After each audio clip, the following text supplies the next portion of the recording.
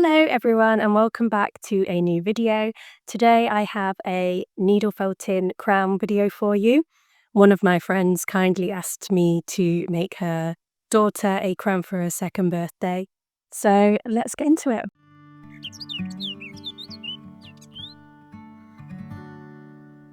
So as always, I like to start with a paper plan to get the layout of my design sort of clear in my mind.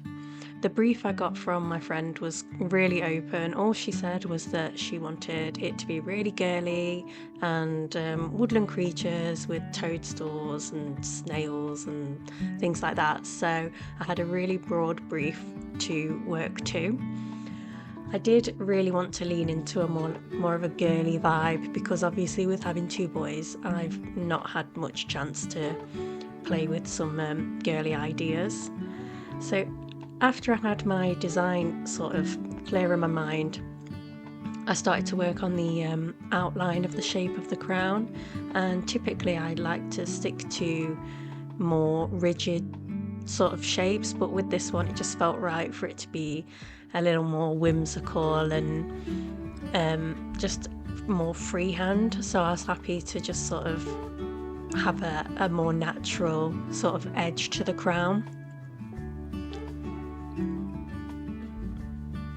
Once I had my plan and my outline sorted, it was time to think about colours to use, and I really wanted it to be sort of muted tones. I didn't want it to be too bright. And another huge sort of influence on the colours that I chose was the flowers. Now, because of it being sort of a girly design, I wanted to do a lot of flowers, and the flowers that I chose were violets, because violets are the sort of birth flower for February. They apparently symbolise modesty, loyalty and faithfulness, and I did find some information to say that they were the original flower of Valentine's Day, before roses took over. So I thought that was pretty sweet, and they are mostly just spring bloomers, so that's why I chose violets. And obviously with having that sort of decided for me, it was easy to sort of build my design around that colour.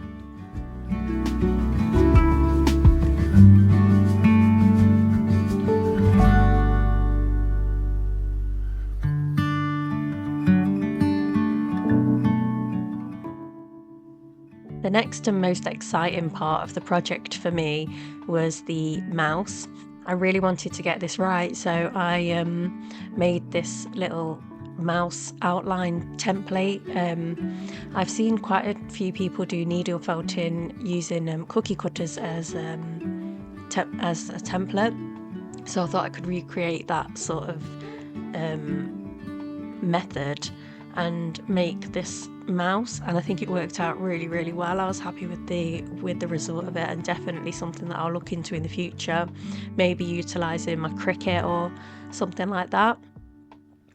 Now, I was really keen to put a mouse into the design, mostly because they are super cute and small, but I found loads of research to say that children really identify with mice because they are small and people sort of underestimate them.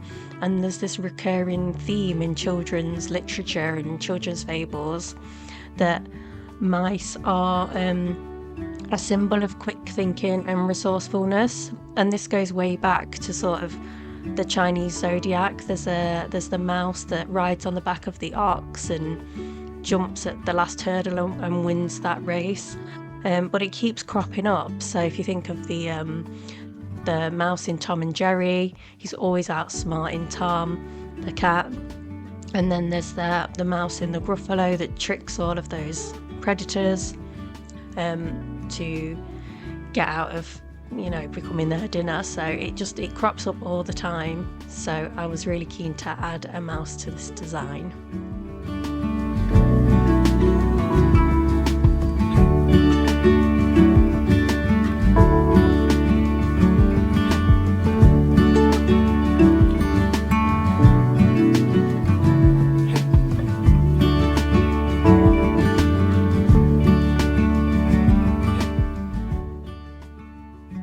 And then I started work on the toadstools.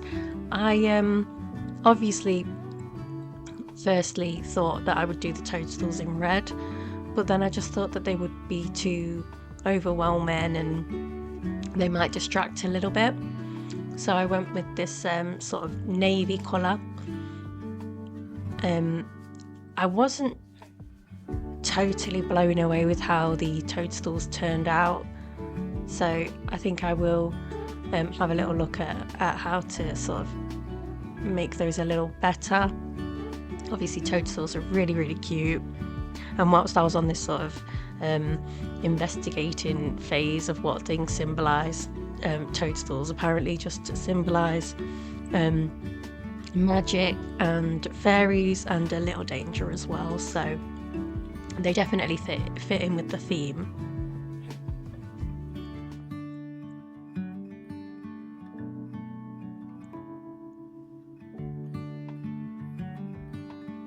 But as I said, I could have been happier with how the toadstool turns out. Maybe it was just a case of not really taking enough time to get the shapes perfect, but then at the same time, nothing in nature is symmetrical, and so it's not really worth getting too upset about if things are a little bit of an odd shape.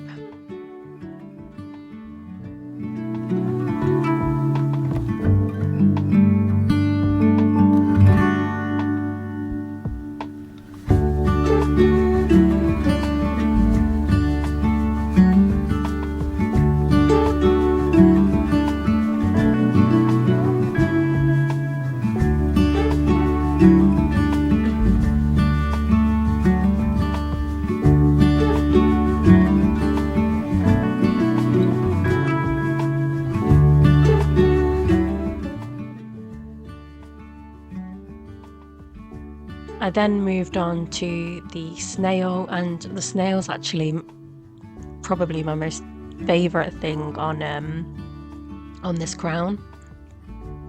And there I just tried a little technique of pulling the threads out together and merging them up a little bit to make this sort of mottly green colour for the snail. And I think it turned out really well. And then I am using that same technique with the grass foliage around the other designs on the crown.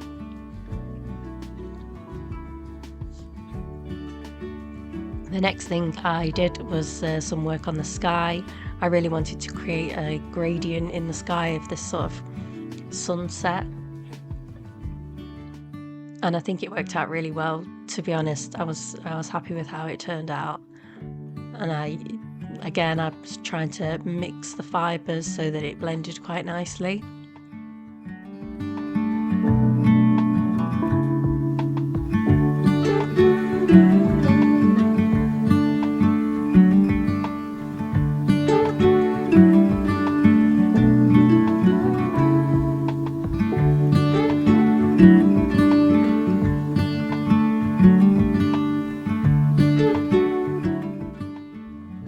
I always feel such pressure doing the numbers because they're going to be such a prominent thing. You don't really want them to be too wonky. Then added a couple of ladybirds just to add a little bit of a pop of a colour. And then because I had very little faith in needle felting the tail, I just decided to do a little bit of a stitch there. And I actually think that was the right call. I think that the tail turned out really well.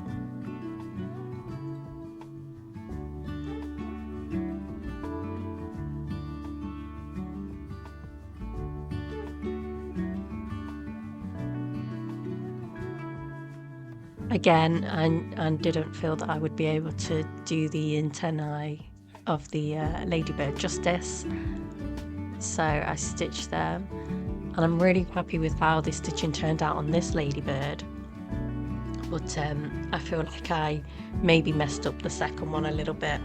I ran out of space and should have probably foreseen this issue, but I didn't.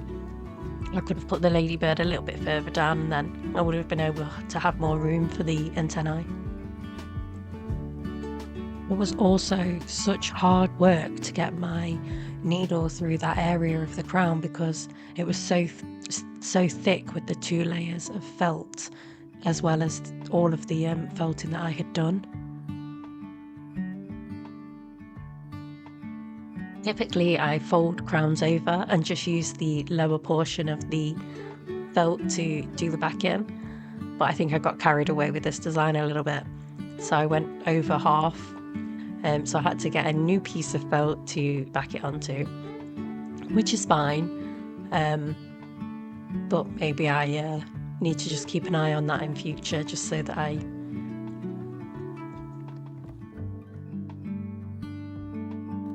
just need to check my projects as I go along, rather than just getting to the end and sort of going, oh god, I've gone over halfway.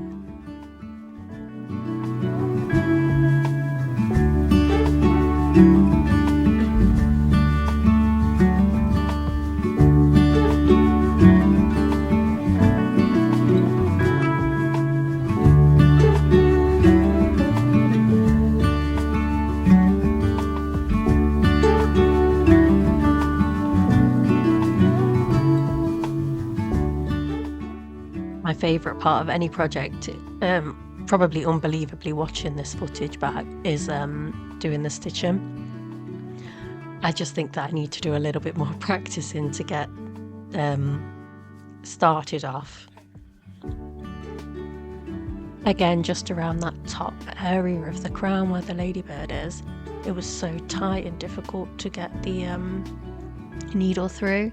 So hopefully in the future I'll plan my designs out a little better and maybe don't impulsively put ladybirds in to difficult places. So whilst we're coming to the end of this project, I did just want to say how thankful I am that my friend trusted me with this crown. It's obviously such a special day for you and your child on their birthday, so I was really happy that she asked me to make this crown for her and trusted me to do that. I was also very grateful for the opportunity to practice. It is probably my favourite hobby at the moment. I absolutely love making these crowns. I think they're so special, and I hope to get better in the future. The only way that I will get better is by making them, so I'm very glad to have had this opportunity. The other little stipulation that my friend has was that she wanted a wand to match.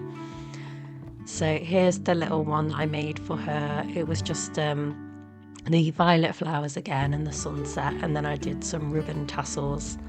Thank you for sticking with me and watching this video. I hope you enjoyed it. I hope you enjoyed the little bits of information that I found to talk about, and I will see you in the next one.